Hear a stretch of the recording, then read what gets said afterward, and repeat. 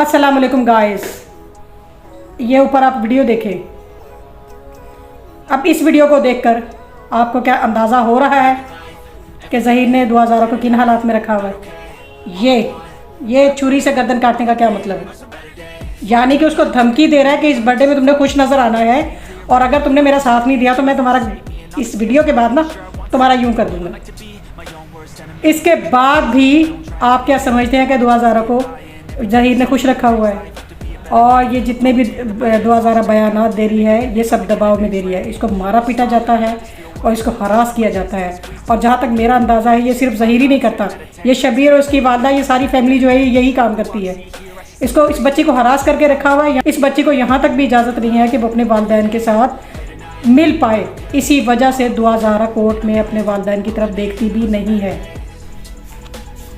क्योंकि ज़हीर और उसकी फैमिली की तरफ से दुआ ज़ारा को अपने वालिदैन के साथ मिलने की इजाज़त नहीं है। आज कोर्ट ने क्या फ़ैसला सुनाया है कि आपके दो निकाह पर भी उसको डाउट है। कोर्ट को आपके निकाह पर डाउट है। अगर आपके निकाह पर डाउट है और आप प्रेग्नेंट है, आपका बच्चा 9 महीने बाद तो दुनिया में आ जाएगा।